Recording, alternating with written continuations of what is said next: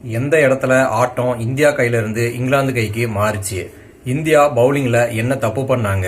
எது வரைக்கும் இந்திய அணிக்கு சேஸ் செய்ய வாய்ப்பு இருந்துச்சு அப்படிங்கறத இந்த வீடியோல பார்க்கலாம். டாஸ் ஜெயிச்ச இந்திய அணி பவுலிங்க தேர்வு செஞ்சாங்க. இங்கிலாந்து ஓபனிங் பேட்ஸ்மேனான பில் சால்ட்ட தன்னோட புத்திசாலித்தனமான ஃபீல்டு பிளேஸ்மெண்ட் மற்றும் லைன் அண்ட் லென்த்தால கேட்ச் கொடுக்க வச்சு விக்கெட் எடுத்தாரு பிரசித் கிருஷ்ணா.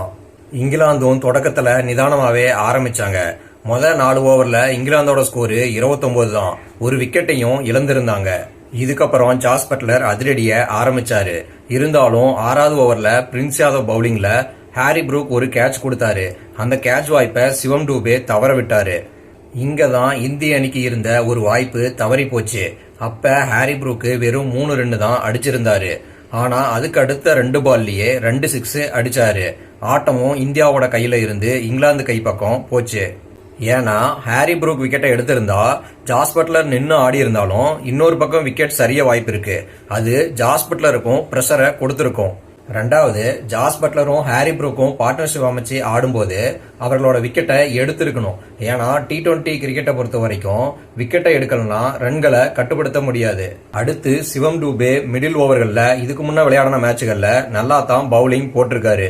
மற்ற பவுலர்கள் ஓவர்கள்ல ரன்கள் போகுது, விக்கெட்டும் எடுக்க முடியும்னு தெரியும் போது சிவம் தூபேவுக்கு மிடில் ஓவர்கள்லயே ஓவர் கொடுத்து பார்த்திருக்கலாம். அவருக்கு கடைசியில ஓவர் கொடுத்தது தப்பு. மிடில் ஓவர்கள்லயே கொடுத்திருந்தா ஒருவேளை ஜாஸ் பட்லர் ஹாரி ப்ரூக் 2 பேர்த்துல ஒரு விக்கெட்டோ அல்லது 2 விக்கெட்டுமே கூட எடுத்திருந்திருக்கலாம். சொல்லவே தேவையில்ல, இந்தியா 3 கேட்ச்களையும் சில பவுண்டரிகளையும் விட்டாங்க. இந்தியா ஃபீல்டிங்ல நிதானத்துல இல்லங்கிறது தான் இந்தியாவோட ஃபீல்டிங்கு காட்டுச்சு. இங்கிலாந்தை விட இந்தியா ஆரம்பத்துல நல்லாவே ஆடினாங்க. அபிஷேக் சர்மா கன்சிஸ்டன்சி வேணும். விரைவா விக்கெட்டை இழக்காம ஒரு பெரிய இன்னிங்ஸ் ஆடணும். சஞ்சு சாம்சன் நல்லாவே தொடங்கினாரு. அவரு 27 ரன்னுக்கு அவுட் ஆகாம ஒரு பெரிய இன்னிங்ஸ் ஆடி இருந்தா இந்தியா இந்த ஸ்கோரை சேஸ் செய்ய ஒரு வாய்ப்பு இருந்திருக்கும். இதுக்கப்புறம் வந்த யாராவது 2 பேட்ஸ்மேன்களாவது பெரிய இன்னிங்ஸ் ஆடி இருந்தா இந்த ஸ்கோரையும் இந்தியாவால சேஸ் பண்ணியிருக்க முடியும். இஷான் கிஷன் நல்லாவே ஆடினாரு. ஆனா 56 ரன்னுக்கு அவுட்டு. நல்லா ஆடிட்டு இருந்த ஸ்ரேயஸ் ஐயரும் 28 ரன்னுக்கு அவுட்டு. பெரிய இலக்கை சேஸ் செய்யும் போது ரன் அடிக்கிற அதே அளவுக்கு விக்கெட்டும் முக்கியம். ஆனா இந்தியாவால விக்கெட்டுகளை காப்பாற்ற முடியல. இதுக்கப்புறம் திலக் வர்மா ஒரு சூப்பரான இன்னிங்ஸ் ஆடினாரு. 25 பால்ல 53 ரன்கள் அடிச்சாரு. ஆனா கூட சப்போர்ட்டுக்கு அடிக்க இன்னொரு பக்கம் ஆள் இல்ல. ஏன்னா டார்கெட் பெருசுங்கிறதுனால 2 எண்ட்லயும் அடிச்சாதான் ரெக்கார்ட் ரன் ரேட்டை மெயின்டைன் பண்ண முடியும். திலக் வர்மா களத்துல இருக்கிற வரைக்கும் கூட சப்போர்ட்டுக்கு இன்னொரு பேட்ஸ்மேன் ஆடுற வரைக்குமே இந்திய அணிக்கு ஜெயிக்க வாய்ப்பு இருந்துச்சு.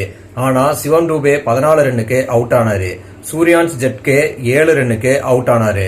சூர்யான்ஸ் ஜட்கே தனக்கு கொடுத்த வாய்ப்பை சரியா பயன்படுத்திக்கல. அக்சர் பட்டேல் பேட்டிங்ல வர வர சரியா ஆடுறதில்ல. அதே மாதிரி பவுலிங்லயும் சொதப்ப ஆரம்பிச்சிட்டாரு. அக்சர் பட்டேல் 3 ரன்னுக்கு அவுட் ஆனாரு. கடைசி 3 பேட்ஸ்மேன்கள் சேர்ந்து 24 ரன்கள் மட்டுமே அடிச்சிருக்காங்க. என்னதான் மேட்சை தோத்தாலும் 201 ரன்னுங்கிறது ஒரு நல்ல ஃபைட் பேக் தான். பெரிய ரன்கள் வித்தியாசத்துல தோக்காம ஒரு கௌரவமான ஸ்கோரை அடிச்சாங்க. அதோட இந்தியாவோட பேட்டிங் லைனப்போட உண்மையான பலம் என்னன்னு காட்டினாங்க. அதாவது விக்கெட் விடாம இருந்திருந்தா இந்த ஸ்கோரையும் அடிச்சிருப்பாங்க. நன்றி மக்களே.